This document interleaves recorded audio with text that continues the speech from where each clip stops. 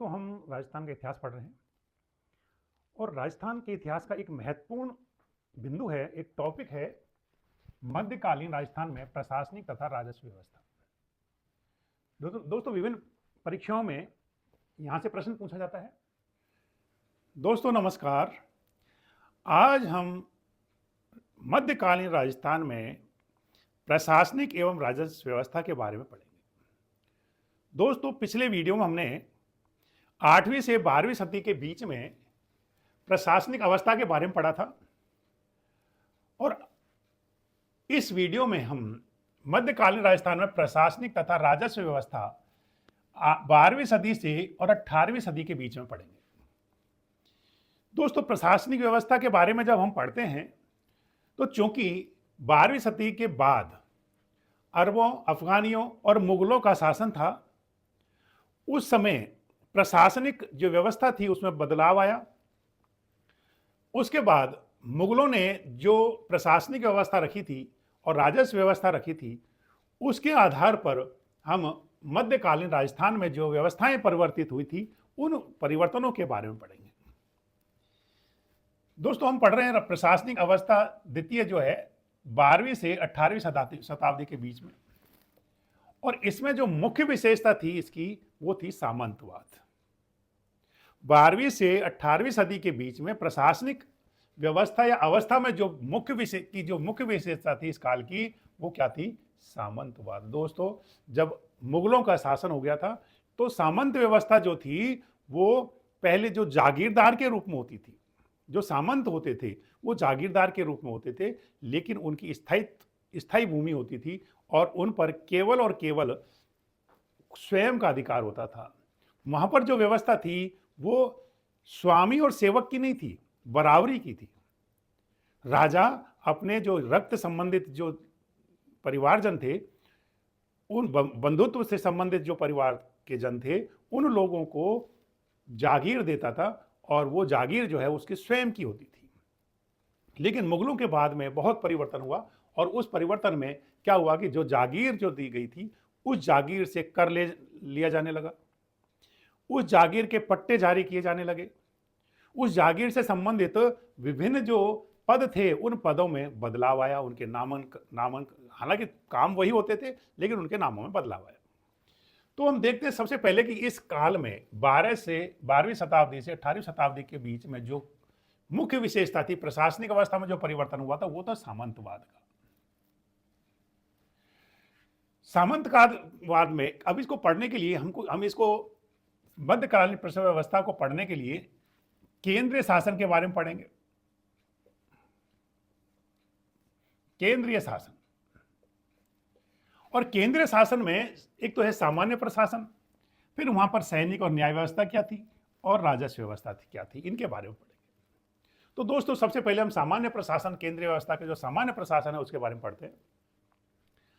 तो केंद्र में सबसे जो सर्वोच्च पदाधिकारी होता था या जिसके पास सर्वोच्च सत्ता थी उसको कहा जाता था राजा। ये किसी भी रियासत या राज्य का जो सर्वोच्च होता था वो राजा होता था। और राजा जो है इसका प्रमुख कार्य क्या था? ये प्रशासन का मुखिया था। इसके अलावा शासन संचालन करना, न्याय करना और दंड देना, सैन्य संचालन करना, इसके अलावा धर्म रक्षा करना और प्रजा पालन करना, ये सभी कार्य राजा के हैं। दोस्तों राजा जो है एक तरह से सार्वभौम सत्ता थी और उसके नीचे कुछ अधिकारी होते थे जिनको मंत्री या अधिकारी कहा जाता था। तो सबसे पहले जो मंत्री है या अधिकारी है, जो सबसे पहले अधिकारी और मंत्री है वो है प्रधान।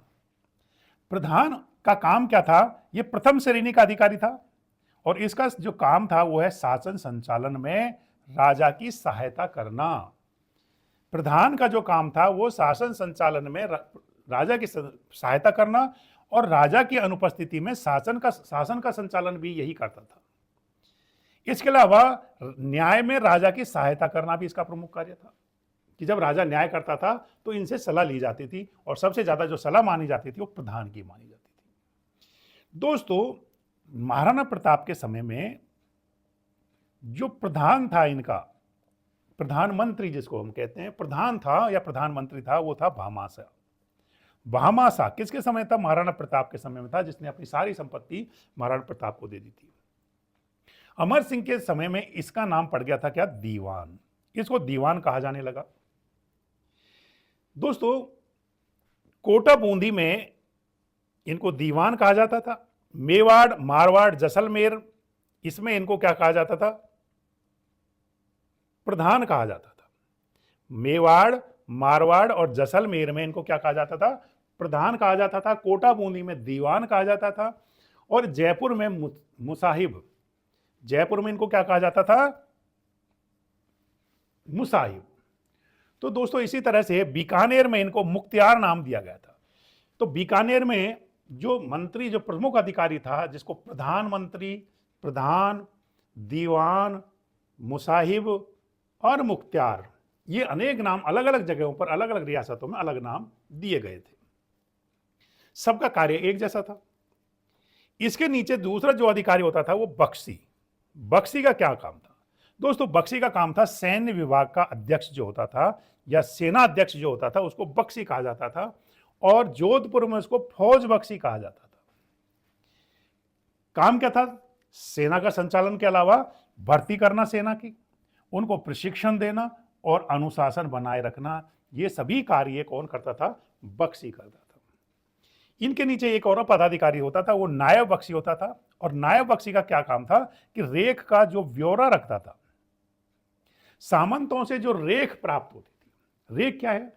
रेख दोस्तों, जो जागीर थी, सामंतों की जो भूमि थी, उस भूमि का वार्षिक अनुमानित जो आय है, उसको अनुमानित आय को रेख कहा जाता था। और उस रेख का आय ब्यौरा कौन रखता था? वो रखता था नायब बख्शी।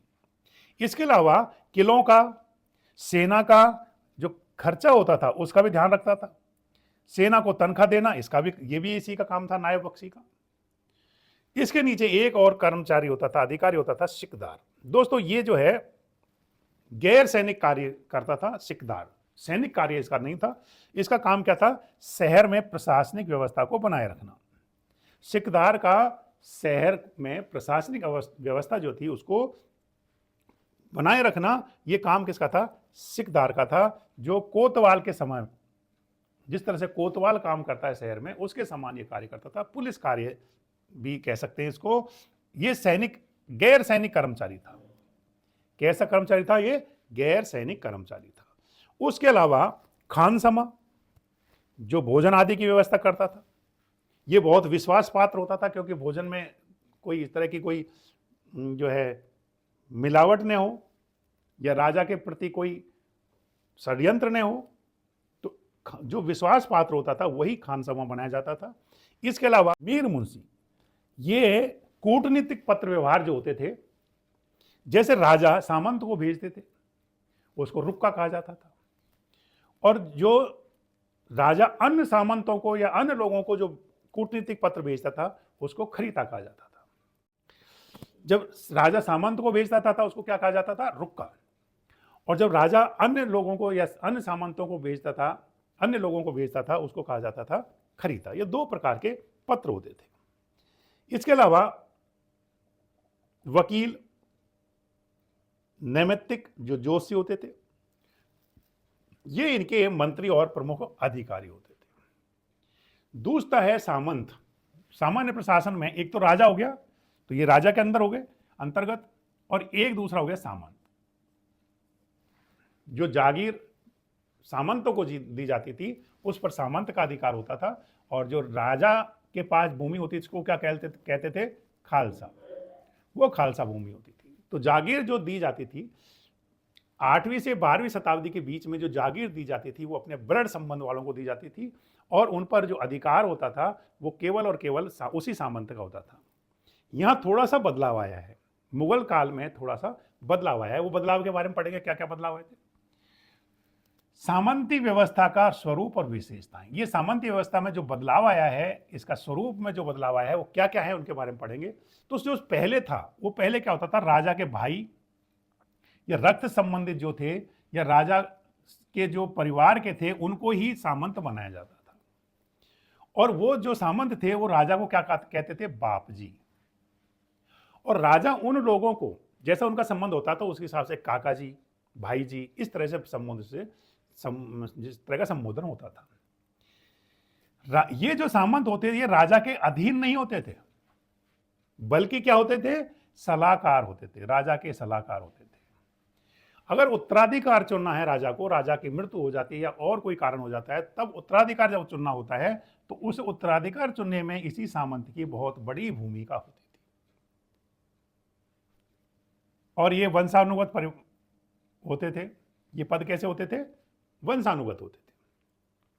वंशानुगत होने की वजह से राजा कभी भी इनकी भूमि नहीं छीन सकता था, अर्थात जागीर भूमि को कभी भी ये खालसा भूमि में नहीं बदल सकते थे, राजा को इतनी पावर नहीं थी। इनके सामंतों के कुछ दायित्व भी थे। क्या दायित्व थे? एक तो टेंट व्यवस्था के अनुसार शांति और युद्ध काल में सैनिक सहायता करना। टेंट व्यवस्था क्या होती है दोस्तों? जिस तरह से एक टेंट होता है, बीच में एक पिलर होता है, ये राजा हो गया, ये टेंट हो गया। ये टेंट जो होते हैं, इनके जो पाए होते हैं, जो टेंट को संभाले रखते हैं, ये सामंत होते हैं। ये क्या होते हैं? सामंत। और बीच में कौन होता है? जो राजा। तो ये टेंट व्यवस्था के अनुसार, यानी सामंत जो है राजा के सहयोगी होंगे, तभी राज्य स्थापित हो सकता है, सुरक्षित रह सकता है। तो दोस्तों टेंट व्यवस्था के अनुसार शांति काल में जैसे कोई धार्मिक आयोजन हो रहे हैं या कोई उत्सव हो रहे हैं या कोई त्योहार हो रहे हैं, उस समय जो शांति काल में इनकी जो सहायता, सैनिक सहायता की जाती है, शांति काल में, युद्ध के समय में, जो युद्ध काल के समय इनसे सैनिक सहायता ली जाती है, तो इनके प्रमुख दायित्व था कि टेंट व्यवस्था के अनुसार इनको शांति और युद्ध काल में सैनिक सहायता ली जाती थी। किसके द्वारा? राजा के द्वारा। बाद में ये रेख पर आधारित, अब यहां देखिए मुगल काल आते ही, मुगलों के आते ही बाद में ये रेख पर आधारित सैनिक सेवा देने लगे थे। क्या है? सैनिक सेवा किस पर आधार पर देने लगे थे? रेख के आधार पर। विश्वास खत्म हो रहा था। पहले राजा और सामंत में ब्लड संबंध तो अभी भी था, लेकिन यहां पर जो अविश्वास की भावना आ गई। तो जिसके पास जितने ज्यादा जागीर, जितनी भूमि, उतनी उसकी रेख ज्यादा होगी। और क्योंकि रेख जो है वार्षिक अनुमानित आय होती है जागीरदार की या सामंत की, तो उस आधार पर जितनी ज्यादा रेख, उससे उतनी बड़ी ज्यादा सैनिक सेवा ली जाने लगी। तो ये मुगलों के आने के बाद, क्योंकि हम जानते हैं कि मुगलों का जो है इतिहास है वो अच्छा नहीं रहा। इनकी जो संस्कृति है, इनकी जो कल्चर है, उसने जो हमारे समय राजपूतों के समय जो कल्चर था उसका विध्वंस कर दिया।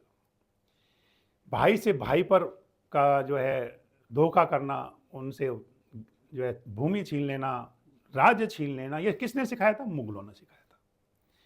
तो दोस्तों इस तरह की जो है इसमें तो क्या हुआ कि यहां पर जो है रेख के आधार पर, और फिर पट्टे दिए जाने लगे इनको। पट्टे किसके लिए दिए जाने लगे? रेख के पट्टे दिए लगे, जमीन के पट्टे दिए जाने लगे। जागीर की आपके नाम हो गई, तो उस जागीर से जो उस पट्टे में ये रेख का उल्लेख किया जाता था। उस पट्टे में क्या उल्लेख किया जाता था? रेख का, कि कितनी रेख आपको देनी है। तो सामाजिक या धार्मिक जो कार्य होते थे उनमें राजा के समकक्ष माना जाता था किसको? सामंतों को। और सामंत जो है कर देते थे, वो कौन कौन से कर थे? वो थे रेख जो पट्टे में निर्धारित होती थी, इसके अलावा चाकरी, उत्तराधिकारी शुल्क, नजराना, न्योत कर, गनीम बैराड। अब दोस्तों ये जो रेख है ये तो उस पट्टे में होती थी सामंत के में। चाकरी जो है ये राजा की सहायता के लिए जो सैनिक भेजे जाते थे, वो उसके बदले में उनको कुछ धन मिलता था, वो चाकरी के रूप में। तो ये चाकरी सामंतों के ऊपर लाद दी गई थी कि सभी को ये चाकरी करनी है। उत्तराधिकार शुल्क, जब राजा अपने उत्तराधिकार को चुनता था तो उससे वो शुल्क लिया जाता। नजराना लिया जाता था जब बड़े पुत्र की शादी होती थी, तो उस समय राजा जो है सामंत से नजराना के रूप में धन लेता था। न्योतकर, पुत्री की शादी में ये न्योतकर का नामक एक कर लेता था। इसी तरह से गनीम बराड़ भी एक अलग प्रकार का कर था। तो ये विभिन्न प्रकार के कर किस पर लगा देते? सामंती व्यवस्था में। किसके ऊपर लगा देते? सामंतों पर लगा देते। दोस्तों पहले इस तरह के कोई कर नहीं हुआ करते थे, लेकिन जब ये मुगल काल आया था तो ये कर जो है उनके ऊपर लाद दिए गए थे। दोस्तों एक रियासत ऐसी थी जैसलमेर। तो जैसलमेर रियासत थी, इस पर सामंतों से कोई भी कर नहीं लिया जाता था। उत्तराधिकार शुल्क वगैरह जो भी कर थे ये कर नहीं लिए जाते थे। तो एकमात्र कौन सी रियासत थी? वो जैसलमेर रियासत थी जिसमें सामंतों से कर नहीं लिया जाता था। और अब हम पढ़ते हैं राज्यों में सामंतों की श्रेणियां। दोस्तों मुगल शासक आते ही सामंतों में जो श्रेणियां विभाजित की गई थी, वो अलग अलग राज्यों में श्रेणियां विभाजित की गई थी सामंतों की। दोस्तों मुगल काल में जो श्रेणियां थी वो किस पर आधारित थी? मनसबदारी पर आधारित थी। किसी को 7,000 मनसबदारी दे दी, किसी को 5,000 का मनसब बना दिया। तो मुगल काल में मनसबदारी थी और उसके आधार पर श्रेणियां होती थी। लेकिन जो राजस्थान में मध्यकालीन प्रशासन था उसमें राजाओं में, अलग अलग राज्यों में जो श्रेणियां थी वो कुल प्रतिष्ठा पर आधारित थी। किस पर आधारित थी? कुल प्रतिष्ठा पर आधारित श्रेणियां थी। और ये श्रेणियां मनसबदारी श्रेणियां से अलग थी। अलग क्यों थी? क्योंकि मनसबदारी जो व्यवस्था थी उसमें शासक और नौकर, स्वामी और सेवक का संबंध होता था। राजा की दया पर मनसबदार होते थे।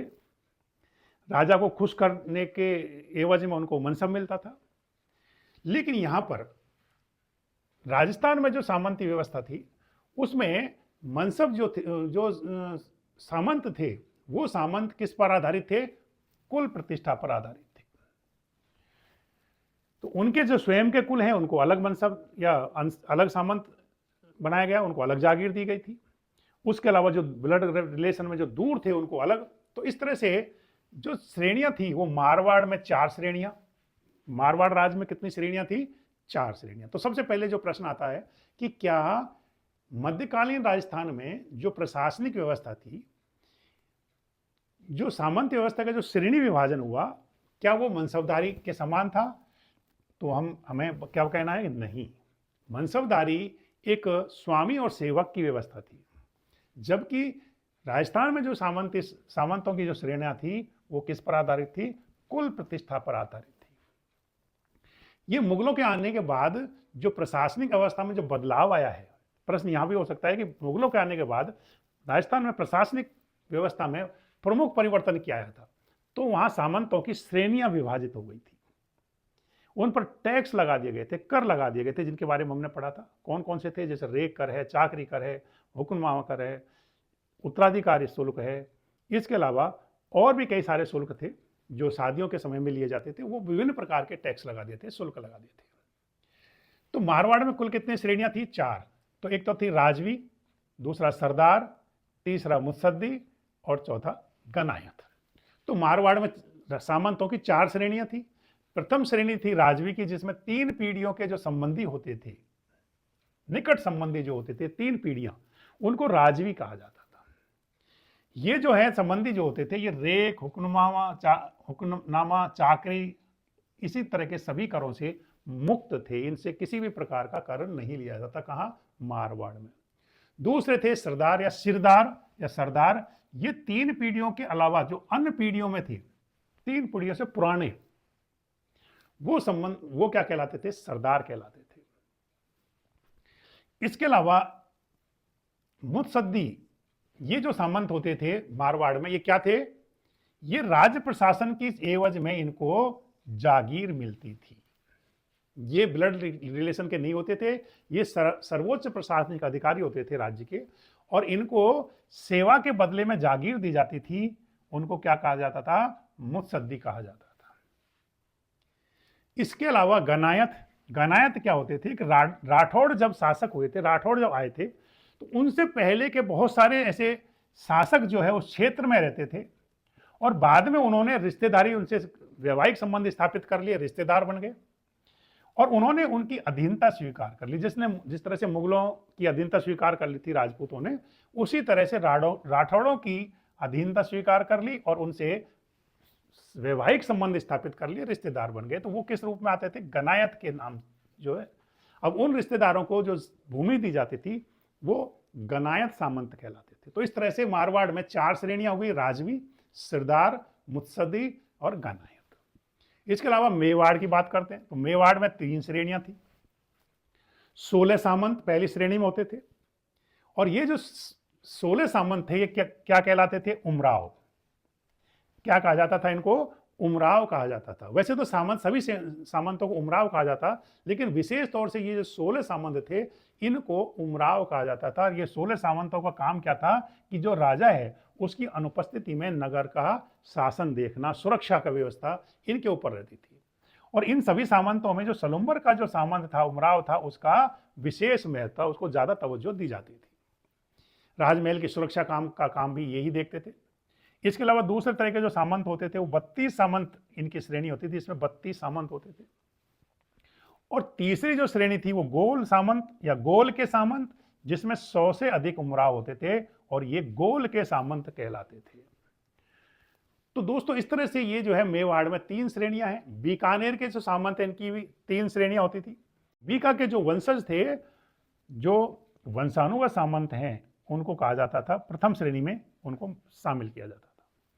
दूसरी श्रेणी में अन्य राठौड़ सरदार, यानी उनका रक्त संबंध तो होता था लेकिन, और वंशानुगत भी होते थे, लेकिन वो बीका जी के या बीका के वंशज नहीं होते थे। तो उनका संबंध तो होता था, जैसे गोत्र संबंध हो गया, तो एक ही गोत्र के हो गए, सगोत्रीय हो गए, वो सभी द्वितीय श्रेणी में आते थे। और तृतीय श्रेणी में कौन होते थे? राठौड़ों के आने से पहले जो शासक के सदस्य थे, जैसे मैंने अभी बताया था, यहाँ गनायत होते थे। तो वो जो गनायत इस तरह के होते थे, जो रिश्तेदार होते थे, वो जो उनसे वैवाहिक संबंध स्थापित कर लेते, उनकी तीसरी श्रेणी थी। तो इस तरह से बीकानेर के सामंतों की 3 श्रेणियां होगी: प्रथम श्रेणी, द्वितीय श्रेणी और तृतीय श्रेणी। प्रथम श्रेणी में कौन हो गए? बीका के वंशज। द्वितीय श्रेणी में अन्य राठौड़ सरदार जो रक्त संबंधित तो थे लेकिन बीका के वंशज नहीं थे। तृतीय श्रेणी में वो राठौड़ शासक जो राठौड़ों के आने से पहले वहां शासन करते थे और उन्होंने राठौड़ों से वैवाहिक संबंध स्थापित कर लिए, उनके रिश्तेदार हो गए, तो तृतीय श्रेणी में आते थे। तो इस तरह से बीकानेर के सामंतों की 3 श्रेणियां थी और कोटा के सामंतों की 2 श्रेणियां थी, देशरथी और हजूरथी। दोस्तों देशरथी कौन होते थे? जो कुल ये 30 होते थे।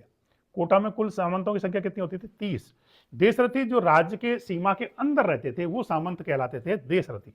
देशरथी जैसे नाम से पता चल रहा है, देशरथी यानी देश में रहने वाले। और हजूरथी यानी जो राज्य से बाहर रहते थे, राज्य की सीमा से जो बाहर सामंत थे, उनको हजूरथी कहा जाता था। तो इस तरह से कोटा में 2 तरह के सामंत हो गए। बीकानेर में 3 श्रेणियां होती थी, मेवाड़ में भी 3 श्रेणियां होती थी और मारवाड़ में भी 4 श्रेणियां होती थी।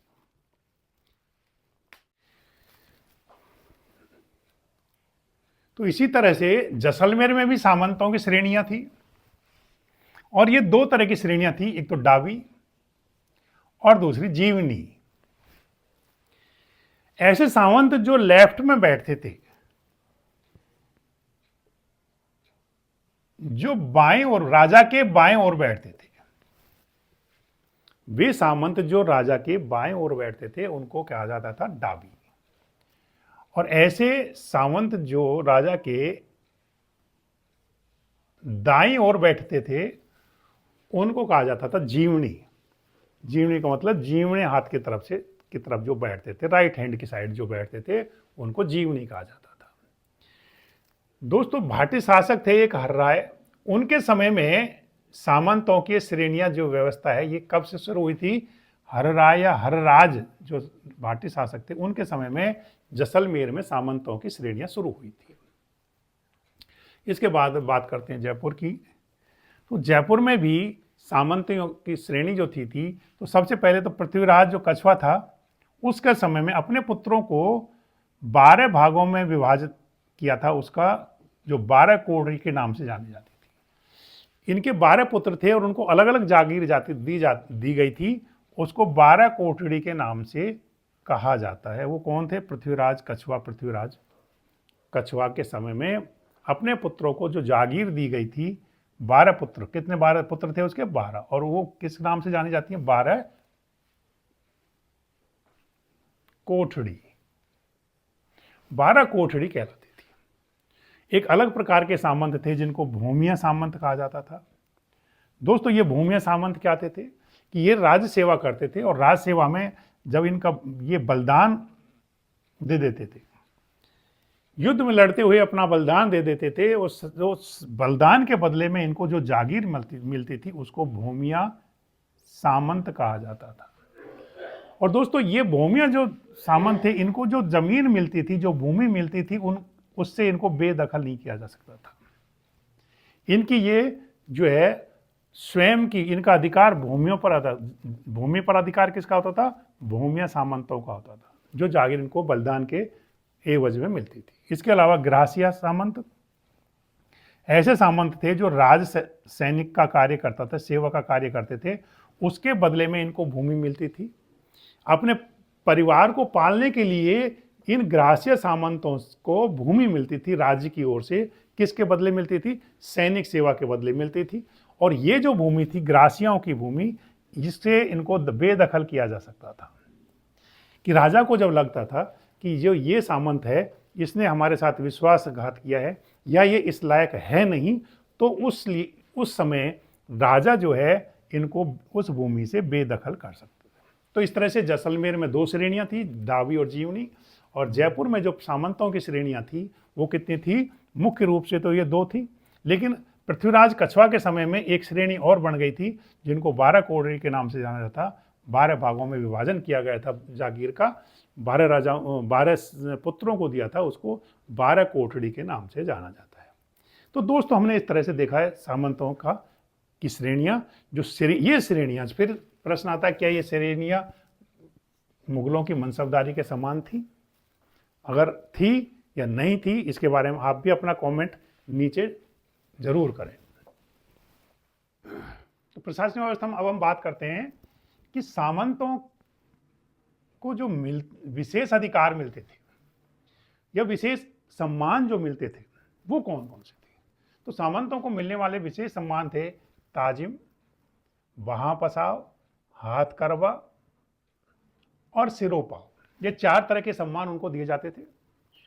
ताजिम क्या थे? ताजिम जब सामंत दरबार में आते थे और जाते थे, अगर आते समय राजा खड़ा होकर उनका सम्मान करेगा तो उसको कहते थे इक्वेडी।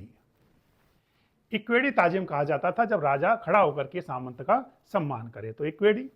और अगर मान लीजिए जाते समय भी राजा खड़ा होकर के उनको सम्मान दे तो उसको दोवड़ी ताजिम कहा जाता था। तो एक पहला सम्मान था ताजिम का, जो राजा खड़ा होकर के सम्मान करता था।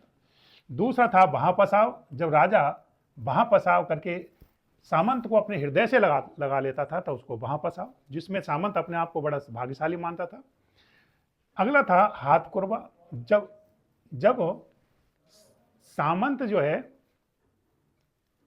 दरबार में पेश होते थे तो उस समय या जाते समय सामंत के कंधे पर हाथ रखकर राजा उसकी पीठ थपथपाए या उसके कंधे पर हाथ रखे तो उसको हाथ कुर्बा कहा जाता था, जिसमें सामंत अपना बड़ा सम्मान मानता था।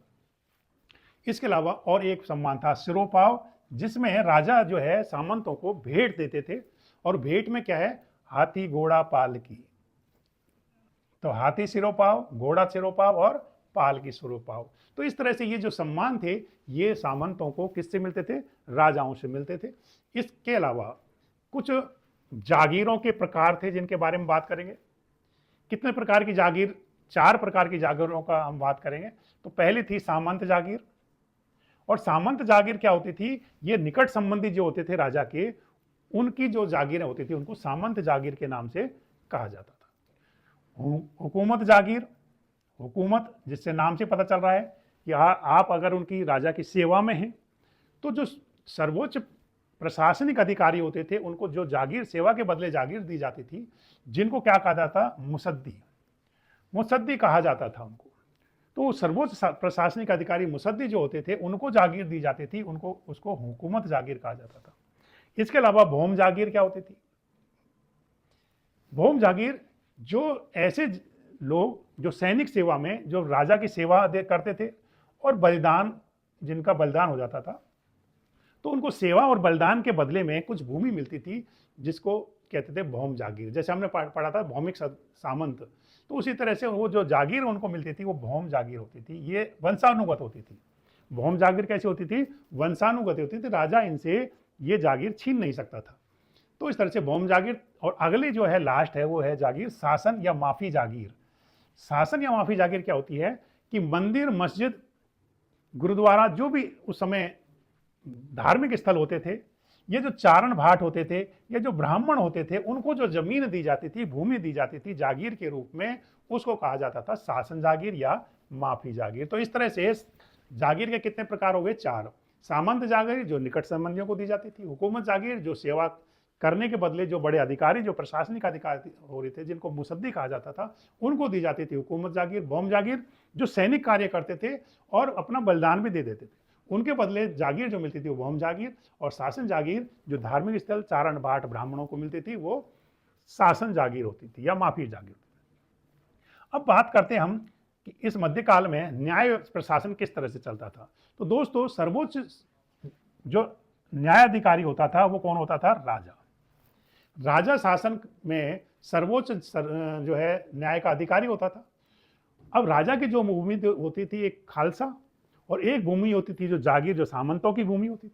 तो खालसा में कौन करता था? खालसा में हाकिम होता था। न्याय का सर्वोच्च अधिकारी खालसा में कौन होता था? हाकिम। और जागीरदार यानी सामंत की भूमि जो जागीर होती थी, उसमें सबसे बड़ा सर्वोच्च अधिकारी कौन था? सामंत होता था। दोस्तों, सामंत के बाद आती है ग्राम। ग्रामों में ग्रामिक न्याय का कार्य करते थे। और इसी तरह से जागीर भूमि में भी ग्रामों में ग्रामिक कौन होते थे? जिसमें ग्राम पंचायत होती थी या जातीय पंचायत होती थी, वो न्याय का कार्य करती थी। तो ये जातीय पंचायत होती थी, इनका न्याय भी, इनको तवज्जो दी जाती थी, इनका न्याय भी राजा मानता था। अगर कोई विवाद हो तो ये जो विवाद है कहाँ पहुंचता था? सामंत के पास। यहाँ पर उसका जो है समाधान होता था। अगर यहाँ भी समाधान नहीं होता तो ये केस कहाँ पहुंच जाएगा? सीधा राजा के पास पहुंच जाएगा। इसी तरह से ये भूमि जो ग्रामिक यहाँ से जाएगा हाकिम के पास, और हाकिम अगर इसका सॉल्यूशन नहीं कर पाएगा तो ये न्याय के लिए कहाँ चले जाएंगे? राजा के पास। इसी तरह से कुछ दोस्तों मंडल होते थे, जो मंडलों में मंडलपति न्याय का कार्य करते थे, और दुर्गों में दुर्गपति भी न्याय का कार्य करते थे। तो इस तरह से ये मध्यकालीन न्याय व्यवस्था का एक स्वरूप था। तो हम बात करते हैं राजस्व व्यवस्था की। मध्यकालीन राजस्थान में जो राजस्व व्यवस्था थी, तो सबसे पहले राजस्व व्यवस्था की जब हम बात करते हैं तो सबसे पहले भूमि का स्वरूप के बारे में बात करते हैं। दोस्तों, भूमि पर जो अधिकार होता था वो राजा का होता था। वास्तविक रूप से किसका अधिकार होता था? राजा का होता था। लेकिन जो किसान था वो भूमि स्वामी भी होता था, लेकिन जो वास्तविक अधिकार था वो राजा का अधिकार होता था। भूमि का स्वरूप के बारे में बात करते हैं तो भूमि 2 प्रकार की हो गई, कृषि योग्य भूमि और चरणोत भूमि या गोचर भूमि भी कहा जाता है। यह भूमि सार्वजनिक भूमि होती थी। जहाँ गाय भैंसें चरती थी तो वो गोचर भूमि कहलाती थी, या उसको चरणोत या गोचर भूमि के नाम से जाना जाता है। अब कृषि योग्य भूमि है वो भी 2 तरह की होती थी, एक तो उन्नाव और दूसरी है बारानी। उन्नाव भूमि जो होती थी वो क्या है? जहाँ पर तालाब, कुएं, झील आदि से सिंचाई करते थे, यानी जहाँ सिंचाई का साधन था वो उन्नाव भूमि होती थी। और जहाँ पर कोई सिंचाई का साधन नहीं होता था वो कैसी भूमि होती थी? बारानी। वो केवल बरसात के ऊपर आधारित थी, बारिश होती थी तो वहाँ पर सिंचाई हो जाती थी, फसल हो जाती थी। तो ऐसी भूमि को बारानी भूमि कहा जाता था। 2 तरह की भूमि हो गई, उन्नाव और बारानी। अब किसान भी 2 तरह के होते थे। कौन से? एक तो बापीदार और एक दूसरे गैर बापीदार। बापीदार क्या होते हैं दोस्तों? ऐसे किसान जो भूमि के स्वामी होते थे, मालिक होते थे, जिनको भूमि का पट्टा मिला होता था और वो पट्टा दाखिला करने का उनको अधिकार होता था। ये भूमि के स्थायी स्वामी होते थे, तो उनको बापीदार कहा जाता था। कुछ ऐसे किसान होते थे जिनको गैर वापीदार कहा जाता था या सिकमी काश्तकार कहा जाता था या मजदूर कहा जाता था, मजदूर काश्तकार कहा जाता था, जिनका भूमि पर कोई अधिकार नहीं होता था। तो इस तरह से किसान भी दो तरह के हो गए, वापीदार और गैर वापीदार। दोस्तों अब भूमि पर कर निर्धारण की क्या व्यवस्था थी? तो कर निर्धारण जो होता था वो तीन तरह से होता था। पहला था भूमि की उत्पादकता, कि जो अच्छी भूमि थी उस पर ज़्यादा उत्पादन होता था तो उस पर कर भी ज़्यादा होता था। इसके अलावा फसल का बाजार भाव, कि कुछ ऐसी फसलें होती थी, वाणिज्यिक फसलें होती थी, जिन पर ज़्यादा टैक्स लगाया जाता था, कि अगर उन फसलों का भाव ज़्यादा है तो उनका कर भी ज़्यादा होता था। और तीसरा था किसान की जाति के आधार पर भी कर लगाया जाता था। किसान यदि ब्राह्मण है, राजपूत है, तो उनके ऊपर कम टैक्स लगाया जाता था। इसके अलावा दूसरी जो जातियां होती थी उन पर ज़्यादा टैक्स लगाया था। तो इस तरह से कर निर्धारण की भी ये तीन विधियां थी, तीन तरह से किसानों पर कर लगाया जाता था। अब दोस्तों इस तरह से कर, अब पढ़ते हैं कर पद्धति क्या थी, टैक्स कैसे उगाया जाता था। तो टैक्स लेने का जो तरीका था वो एक तो था कुंता, कुंता बटाई। ये कुंता व्यवस्था क्या है? कूतना, जो शब्द लिखा है मैंने कूतना, इसका मतलब यह है कि फसल खड़ी हुई है खेत में और उस फसल का अनुमान करना कि इतनी फसल होगी, उस पर इतना टैक्स होगा, तो उसको कूटते हैं, यानी अनुमान पे आधारित थी ये, जिसको कहता था कुंता। दूसरी जो थी लाटा, लाटा भी तीन तरह की थी, एक खेत बटाई, लंक बटाई और रास बटाई। खेत बटाई यानी कोई अधिकारी जो होता था, सामंत का अधिकारी होता था, वहाँ पहुँच जाता था और फसल कटती थी तो वहाँ रहता था और उसमें जो अच्छी फसल होती थी उसके आधार पर वो वहाँ से उसका टैक्स के रूप में फसल ले लेता था। दूसरी थी लंक बटाई। लंक बटाई क्या है दोस्तों? पुल्ली जो हम बांधते हैं ना, फसल की पुल्ली बांध देते हैं, जो गठड़ी होती है, पुल्ली जिसको कहा जाता है, तो कितनी पुल्ली उस खेत में निकली, उस खेत की पुल्लियों के आधार पर जो कर निर्धारण होता था वो कहलाता था लंक बटाई। और एक है रास बटाई। और रास बटाई क्या होता था कि जब फसल तैयार हो जाती थी, फसल निकल जाती थी, तो जब रास लग जाती थी, ढेरी लग जाती थी फसल की, तो उस समय वहाँ के जो अधिकारी होते थे सामंत के, वो वहाँ पर कर लेते थे, उसको रास बटाई कहते थे। तो इस तरह से कुंता जो कूद करके अनुमानित होती थी पूरी खड़ी फसल का, लाटा जिसमें तीन तरह की होती थी, खेत, लंक और रास। तीसरा जो तरीका है वो है मुकाता। मुकाता क्या है? ठेका व्यवस्था थी ये। मुकाता का मतलब होता है ठेका व्यवस्था। ठेका व्यवस्था किस तरह से? पूरे गांव की फसल को एक तरह से ठेके पर दे दिया जाता था कि भाई इतना पूरा गांव टैक्स दे दो और आप आराम से फसल कीजिए। तो वो मुकाता कहलाती थी। पूरे गांव की फसल का अनुमान लगा करके पूरा ठेका छोड़ दिया जाता था, वो ठेका व्यवस्था थी। चौथा है डोरी, यानी भूमि को नाप करके टैक्स निर्धारण करना। अधिकारी जो है भूमि को नापते थे और उसके आधार पर टैक्स निर्धारित करते। घूगरी, घूगरी का मतलब है किसानों को जो राजा या सामंत बीज देते थे, तो उस बीज के आधार पर उनसे टैक्स लिया जाता था। जितना ज्यादा बीज देंगे उतना ज्यादा उनसे टैक्स ले लेंगे। ढाण, ढाण क्या होते थे कि जब फसल को बेचते थे तो एक स्थान से दूसरे स्थान पर जाना होता था। और अगर मान लीजिए फसल, राजा कहता कि भाई तुम्हारी फसल इसी मंडी में बेचनी है और आप यहाँ नहीं बेच रहे तो दूसरी मंडी में या कहीं बेचने जाते हो तो उसका आपको टैक्स देना पड़ेगा, वो कहलाता था ठान। वो ठान कर कहलाता था। सिंगोटी क्या होता था कि पशुओं के विक्रय पर, अगर आप पशुओं को बेच रहे हो तो बेचने पर आपको सिंगोटी नाम का टैक्स देना पड़ता था। इसी तरह से एक टैक्स और होता था जाजम। ये जाजम क्या होता था? जमीन के क्रय विक्रय पर ये जो टैक्स दिया जाता था उसको जाजम कहा जाता था। एक टैक्स और है बिथोड़ी। बिथोड़ी क्या होता था कि जो वाणिज्यिक फसलें होती थी उन फसलों पर, वाणिज्य का मतलब है केवल जो वाणिज्य के लिए या व्यापार के लिए ही फसलें उगाई जाती हैं, वो वाणिज्यिक फसलें होती हैं जिनका किसान उपभोग नहीं करता। जैसे कपास है, एक वाणिज्यिक फसल है। तो ऐसी फसलों को पर जो है प्रति बीघा के हिसाब से सामंत या राजा जो है टैक्स लेते थे। तो इस तरह से ये टैक्स व्यवस्था जो कर निर्धारण था, ये राजस्व व्यवस्था जो है मध्यकालीन राजस्थान में लागू थी। तो दोस्तों हमने पढ़ा प्रशासनिक अवस्था के बारे में 12वीं से 18वीं सदी के बीच में क्या रही, राजस्व व्यवस्था क्या रही, न्याय व्यवस्था क्या रही। अब दोस्तों हमने इस तरह से मध्यकालीन राजस्थान में प्रशासनिक एवं राजस्व व्यवस्था के बारे में पढ़ा। अब दोस्तों ये जो सामंती व्यवस्था है, एक प्रश्न आता है कई बार, जेम्स टॉड थे तो उन्होंने कहा था कि ये जो राजस्थान में सामंती व्यवस्था थी, ये फ्यूडल सिस्टम जो पश्चिम में है, पश्चिम के फ्यूडल सिस्टम से के समान थी। तो दोस्तों यहाँ पर एक बात स्पष्ट हो जाती है कि ये जो फ्यूडल सिस्टम जो था पश्चिमी देशों में, वो सिस्टम हमारे यहाँ नहीं था। फ्यूडल सिस्टम में स्वामी और सेवक का जो संबंध होता है, फ्यूडल सिस्टम में क्या होता है, स्वामी और सेवक का संबंध होता है, जबकि हमारे राजस्थान में जो व्यवस्था थी, सामंती व्यवस्था थी, उसमें स्वामी और सेवक का संबंध नहीं होता। फिर किसका होता है, बराबरी का संबंध होता है। किसका संबंध होता था, बराबरी का संबंध होता था। सामंत जो है वो राजा के बराबर माने जाते थे, लेकिन राजा उनमें सर्वोच्च होता था। राजा उनमें क्या होता था, सर्वोच्च होता था। और वो मैंने कहा किस आधार पर होते थे, वो एक टेंट व्यवस्था थी, उस टेंट व्यवस्था के आधार पर ये राजा जो है शासन करता था। ये टेंट के जो पाए हैं, जो खंबे हैं, ये सामंत होते थे, चाहे वो कोई सा सामंत हो। सामंतों की भी कई श्रेणियां थी, जैसे मैंने बताया था 4 श्रेणियां थी। तो चाहे वो शासन हो, चाहे वो खुद सामंत हो, चाहे वो भौम्य सामंत हो, कोई सा भी सामंत हो, वो सभी सामंत जो है राजा के सहायक के रूप में काम करते थे, ना कि सेवक के रूप में काम करते थे। तो ये जो फ्यूडल सिस्टम जो कर्नल जेम्स टोर ने कहा, ये सिस्टम हमारे यहाँ लागू नहीं था।